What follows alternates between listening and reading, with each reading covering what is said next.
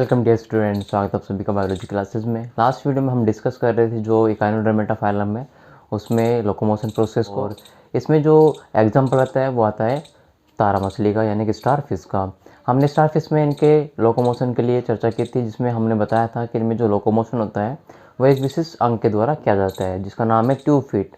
और tube feet जो होता है वो एक सिस्टम पे लगा होता है, यानी कि इस अंग की बात करें तो ये जो अंग है वो एक सिस्टम के द्वारा क्या करता है, प्रोसेस पूरी करता है। जिसमें हम बात करें उसके सिस्टम की तो उसे वाटर वैस्कुलर सिस्टम कहते हैं। ये वाटर वैस्कुलर सिस्टम जो होता है वो इकाइनोडर्मेटा फाइलम का एक विशिष्ट पार्ट होता है, जिससे जो तारा मछली होती है वो क्या करती है, गमन करती है। और हम वाटर वैस्कुलर सिस्टम को यहाँ पे स्टडी कर रहे थे। वाटर वैस्कुलर सिस्टम की हमने यहाँ पे स्ट्रक्चर देखी और उनके जो पार्ट्स थे उनकी हमने चर्चा की। आज हम मैकेनिज्म को यहाँ पे डिस्कस करेंगे, जिसमें तारा मछली जो होती है वो किस प्रकार से गमन करती है। पिछले वीडियो में हमने जो स्टार फिश उसके जो कंप्लीट जो पार्ट्स थे स्ट्रक्चर के वो सारे डिस्कस किए हैं। साथ ही हमने उनमें इंपॉर्टेंट नोट्स थे वो भी डिस्कस किए। अगर आपको पिछला वीडियो देखना है तो हमारे डिस्क्रिप्शन में जाइए, वहाँ पे आपको लिंक मिल जाएगा और उसमें हमने कंप्लीट वाटर वैस्कुलर सिस्टम को बताया हुआ है। आज हम इसमें मैकेनिज्म देखेंगे वाटर वैस्कुलर सिस्टम के द्वारा जो स्टार फिश है वो किस प्रकार से गमन करता है। तो हमारा टॉपिक चल रहा था वाटर वैस्कुलर सिस्टम, ठीक है। ये स्टार फिश में एक विशिष्ट तंत्र पाया जाता है। देखिए, वाटर वैस्कुलर सिस्टम में हमने निम्न पार्ट को यहाँ पर डिस्कस किया, जिसमें पहला था मैड्रेपोराइट,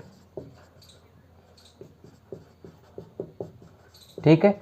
मैड्रेपोराइट क्या होता है? मैड्रेपोराइट जो स्टार फिश होती है, अगर हम यहाँ पे उसकी स्ट्रक्चर बनाएं, 5 उसकी भुजाएं होंगी, ठीक है, इस प्रकार से। ये एक तारा मछली क्या है, स्ट्रक्चर है, स्टार फिश, ठीक है, क्योंकि इसकी संरचना कैसे होती है, एक स्टार की तरह होती है, इसलिए इसका नाम क्या है, स्टार फिश है। बाकी ये रियल फिश नहीं है, जो हमने पिछले वीडियो में भी डिस्कस कर लिया था, रियल फिश। रीजन उसका ये है कि जो स्टार फिश है वो फाइलम इकाइनोडर्मेटा का एनिमल है, इकाइनोडर्मेटा का, ठीक है। और इकाइनोडर्मेटा जो है वो नॉन कोडेटा फाइलम है, जबकि जो फिश होती हैं, मछलियाँ जो होती हैं, वो फाइलम कोडेटा में बिलोंग करती हैं, ठीक है, कोडेटा। तो इसलिए आप इससे बता सकते हो कि स्टार फिश जो है वो फिश नहीं है, क्योंकि फिश जो होती है वो किस में होती है, कोडेटा फाइलम में बिलोंग करती है।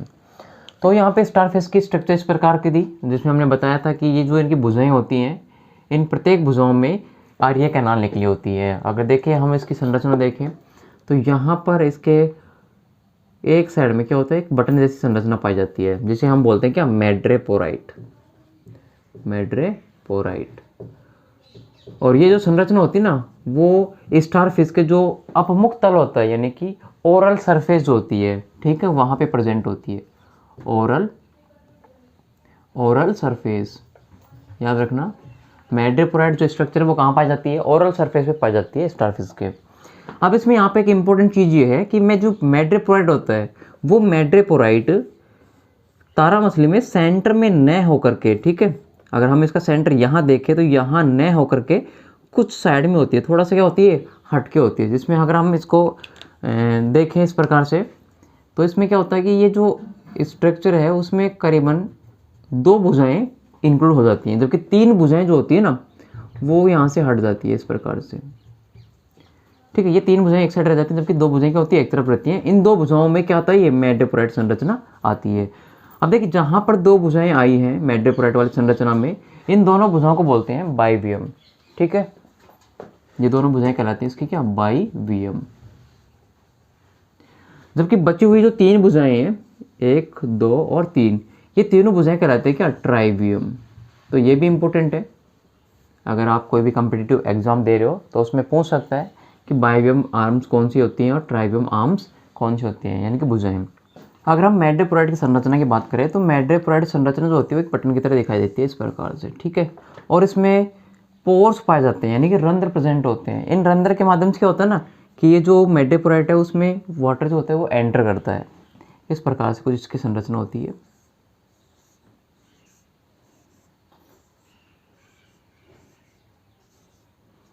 ये आपका मैड्रेपोराइट स्ट्रक्चर है इस प्रकार से, ठीक है। ये जो संरचना यहाँ पे आप देख रहे हो ये क्या है, ये ग्रू है, यानी कि खांच है, ग्रू।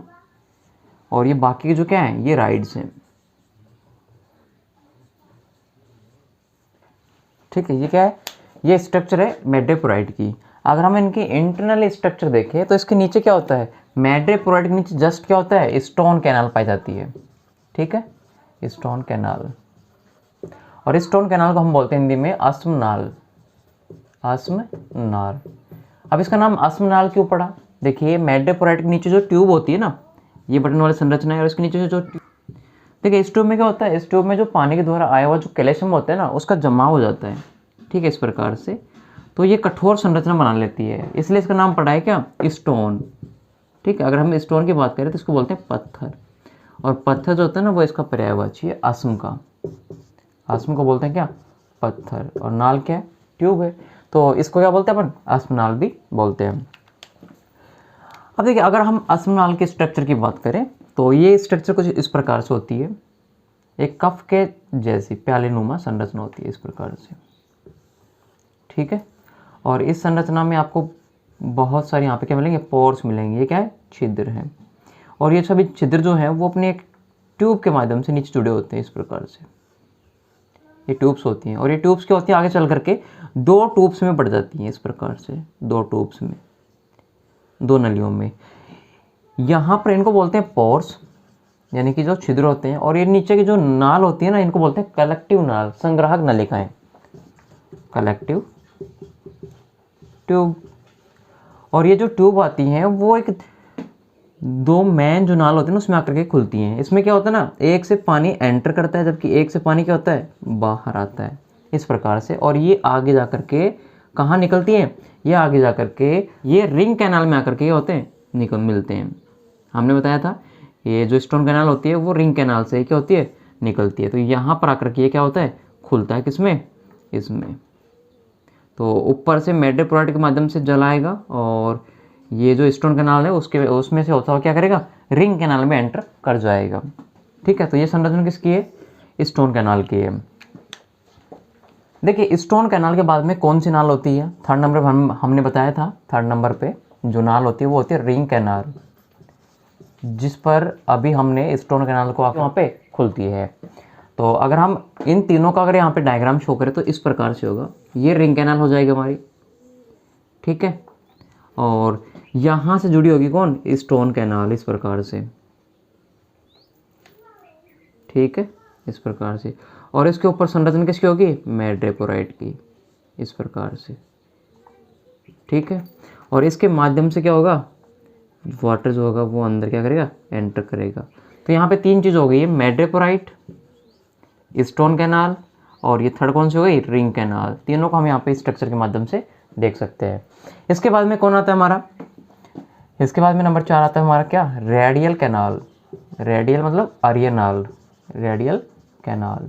ठीक है, अब रेडियल कैनाल क्या होता है, रेडियल कैनाल जैसे आप स्टारफिश देखते हो इसमें 5 भुजाएं होती हैं, उसी प्रकार से रिंग कैनाल जो होती है ना वो एक आर्य नाल भेजती है प्रत्येक भुजा में। ठीक है, जैसे कि इस भुजा में यहाँ पे क्या कर दिया, एक नाल भेज दी, इसमें इसमें इसमें और इसमें, इस प्रकार से क्या होती हैं, 5 नाल निकली होती हैं। ठीक है, भुजा के अकॉर्डिंग, इस प्रकार से। ठीक, ये जो 5 भुजाएं हैं, ये जो नाल हैं, इनको बोलते हैं क्या, रेडियल कैनाल। क्यों, क्योंकि यहाँ पे जो रिंग कैनाल है उसमें जो पानी एंटर करता है उसके बाद पानी कहाँ जाएगा, रेडियल कैनाल में जाएगा। ठीक है, इस प्रकार से आगे बढ़ता रहेगा, इस प्रकार से। इसके बाद अगर हम नेक्स्ट स्ट्रक्चर की बात करें, नेक्स्ट पार्ट की बात करें, तो कौन सा आता है, लैटरल कैनाल आती है। ठीक है, इसको बोलते हैं पार्श्व नाल। पार्श्व मतलब साइडों से निकली हुई जो नाल होती है ना उनके बाद, क्योंकि यहाँ पे रेडियल कैनाल है, इसके साइडों में क्या निकलती है, एक नाल निकलती है, इनसे छोटी नाल्स। ठीक है, इस प्रकार से याद रखना, ये जो नाल्स होती हैं वो अल्टरनेटिव क्रम में होती हैं। ठीक है, आमने सामने नहीं होती है, इस प्रकार से। इसके सामने नहीं है, ये थोड़ा हटके है। तो क्या होता है कि जब रिंग कैनाल होती है ना, वहाँ जब जल आ जाता है तो उसके बाद में वो रेडियल कैनाल में प्रवेश करता है, और रेडियल कैनाल के बाद में वो प्रत्येक लैटरल कैनाल में क्या करता है, एंटर करता है। ठीक है, यहाँ तक क्या हो गया, जल एंटर कर चुका है। इसके बाद में नेक्स्ट पार्ट हमारा आता है कौन सा, ट्यूब फिट। ठीक है, ट्यूब फिट। अब ये ट्यूब फीट क्या होते हैं? ट्यूब फीट लेटरल कैनाल के ऊपर लगे होते हैं, जैसे कि ये है, यहाँ पे लेटरल कैनाल ये दिख रही है आपको, इस पे लगे होंगे ये जो संरचना है ड्रॉपर जैसे, इसको बोलते हैं एम्पुला, और ये जो इसका स्तंभ है इसको बोलते हैं पोडियम, और यहाँ पे जो संरचना है इसको बोलते हैं क्या? Sucker part. तो हमारा पार्ट ये वाला हो गया क्या? ट्यूब फीट लास्ट पार्ट है। और ये ही जो एकाइनोडर्मेटा जो एकाइनोडर्मेटा फाइलम में उसके एनिमल स्टारफिश में गमन का अंग है। ठीक है, अगर हम बड़े स्ट्रक्चर बनाए ट्यूब फीट की तो इस प्रकार से होता है। ये हो गया यहाँ पे क्या? लेटरल कैनाल, और ये यहाँ का इसका हो गया क्या? फर्स्ट पार्ट, इसको बोलते हैं क्या? एम्पुला। ठीक है, और एम्पुला से निकला हुआ एक स्तंभ होता है सीधा सा पार्ट, इसको बोलते हैं क्या? पोडियम। ठीक है, तुम्बिका। और इसके नीचे जो पार्ट होता है उसको बोलते हैं क्या? सकर, जो कि चिपकने में हेल्प करता है। ठीक है, सतह से। तो ये 3 पार्ट हो गए, तीनों को मिला के बोलते हैं क्या? Tube feet. कार से हमारे जो यहाँ पे वाटर वैस्कुलर सिस्टम है वो इन पार्टों से मिलकर क्या होता है? बना होता है। अब हम इनके अलावा और चीज़ें देख लेते हैं जो कि स्टारफिश में पाई जाती हैं। तो इनके अलावा नंबर 1, रिंग कैनाल जो होती है उसमें प्रत्येक भुजा के, ठीक है, प्रत्येक भुजा के बीच में एक एक पोलियन वेसिकल आज से संरचना पाई जाती है, इस प्रकार से। ठीक है, इसको बोलते हैं पोलियन वेसिकल संरचना। ठीक है,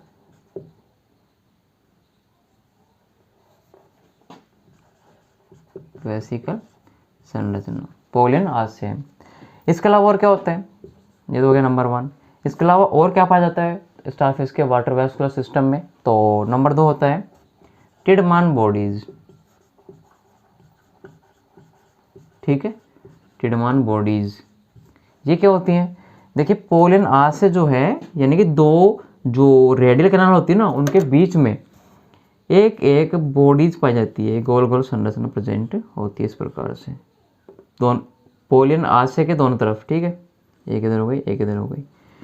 इसमें एक चीज़ इंपॉर्टेंट है क्या? जहाँ से हमारे स्टोन कैनाल निकलती है, ठीक है, जैसे कि ये रेडियल कैनाल है और ये भी रेडियल कैनाल है, यहाँ से एक स्टोन कैनाल निकल रही है। ठीक है, तो यहाँ पर एक ही टिडमान बॉडीज प्रेजेंट होगी।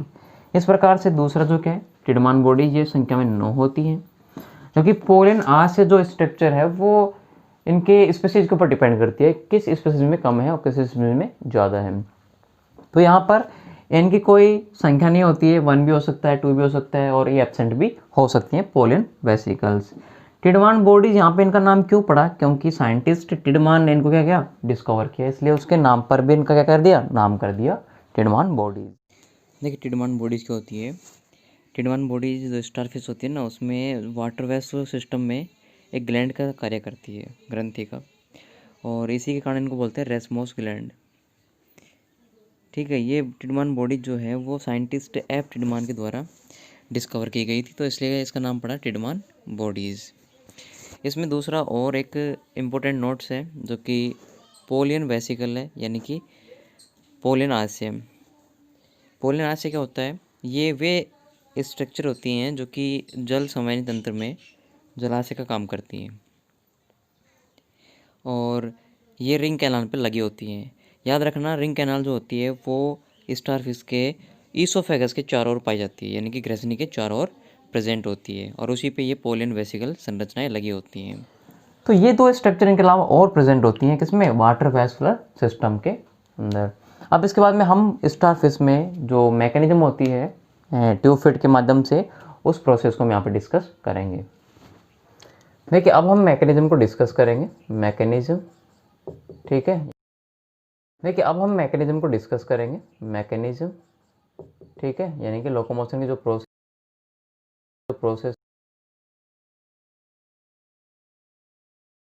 कौन है? वो ट्यूब फीट है, इम्पोर्टेंट है। ठीक है, और ट्यूब फीट आपको पता होगा कितने पार्टों से मिलकर के बना होता है, उनको यहाँ पे डिस्कस कर लेते हैं। एम्पुला हो गया सबसे ऊपर का, ठीक है, दूसरा हो गया पोडियम, और तीसरा हो गया कौन सा? Sucker part. ठीक है, ये 3 चीज़ आप इम्पोर्टेंट है, याद रखिएगा मैकेनिज्म के लिए। इनमें जो अंग होता है वो ट्यूब फिट होता है, और ट्यूब फिट में ये 3 चीज़ होती हैं जो इम्पोर्टेंट है। अब इनका डायग्राम देखते हैं इस प्रकार से। ठीक है,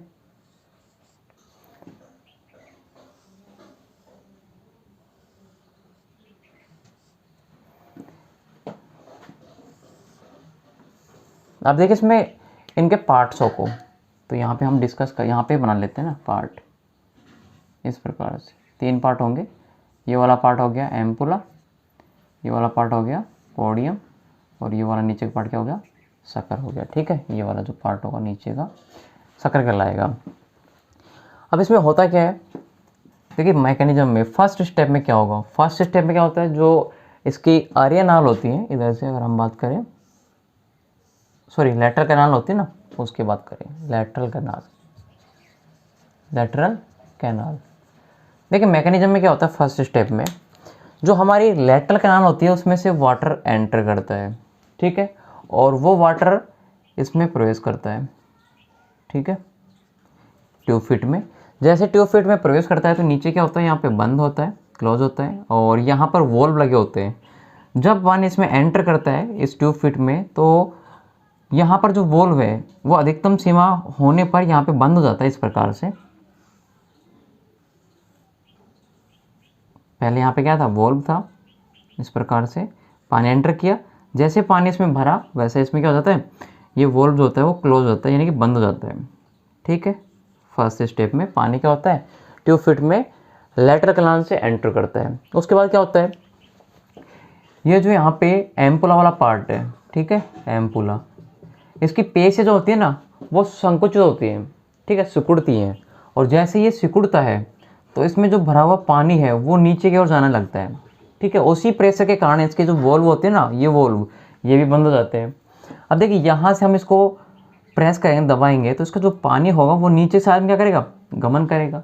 जैसे वो नीचे गमन करता है तो इसका जो सेकंड पार्ट है पोडियम, ठीक है, ये जो पार्ट है कौन सा, पोडियम, इस पोडियम में जल अधिक भर जाता है, और जल के अधिक भरने के कारण क्या होता है, ये पोडियम जो होता है वो लंबा हो जाता है, यानी कि इसके जो लेंथ है उसमें क्या हो जाती है, वृद्धि हो जाती है पोडियम में। तो इतना प्रोसेस होने के बाद क्या होता है, ये यहाँ पे सिकुड़ेगा, और इसका जो पोडियम है वो क्या हो जाएगा, लंबा हो जाएगा।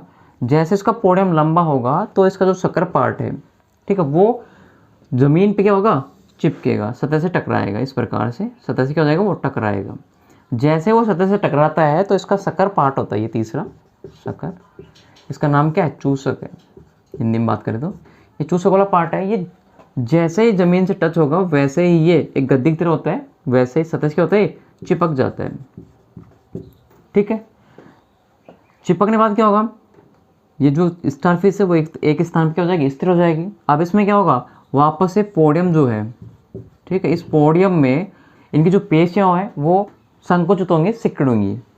पोडियम जो है इसकी जो पेशियाँ हैं वो क्या होती हैं, संकुचित होती हैं। जैसे ही पेशियाँ संकुचित होती हैं तो ये जो पानी है वो जो इसमें भरा हुआ था ये ऊपर जाएगा। ठीक है, जैसे पानी ऊपर जाएगा तो ये एम्पुला वाला पार्ट जो है वो फूल जाएगा इस प्रकार से।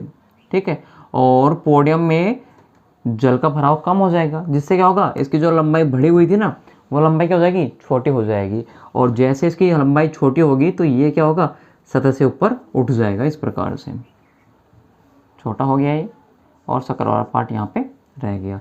ये वाला पार्ट फूल गया है, ये वाला पार्ट क्या हो गया है, छोटा हो गया है। ठीक है, क्योंकि यहाँ पे जो पोडियम है उनकी पेशियों में क्या हो गया, संकुचन हो गया।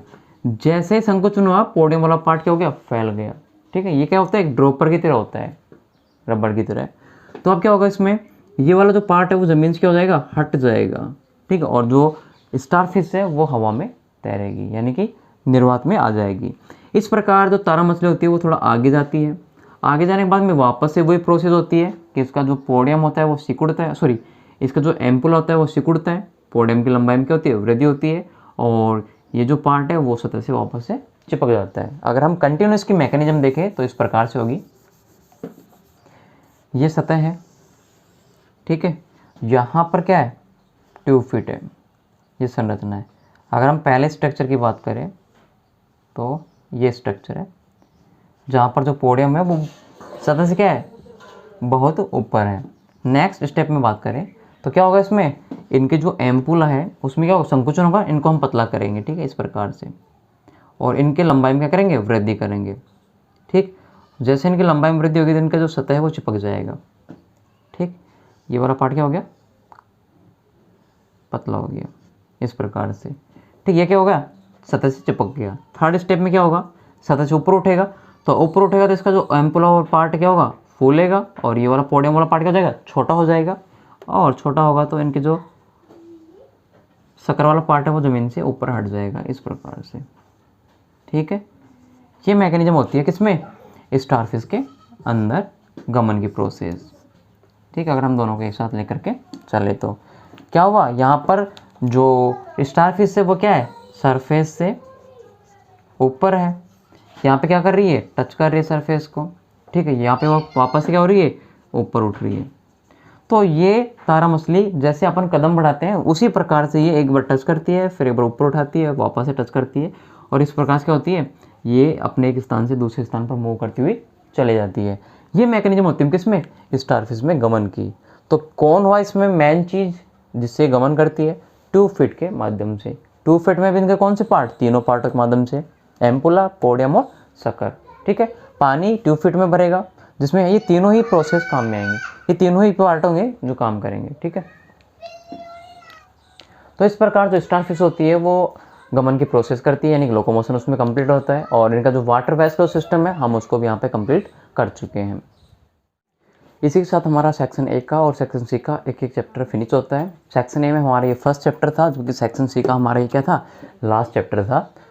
अगर आपको वीडियो अच्छा लगा हो तो प्लीज़ इसे लाइक कीजिए, शेयर कीजिए, और चैनल पर नए हो तो प्लीज़ इसे सब्सक्राइब कीजिए, साथ में बेल आइकन को प्रेस कर लीजिए। आपको नेक्स्ट जो टॉपिक होंगे या नेक्स्ट जो चैप्टर होंगे उनका जो नोटिफिकेशन आपको वो सबसे पहले मिलता रहेगा।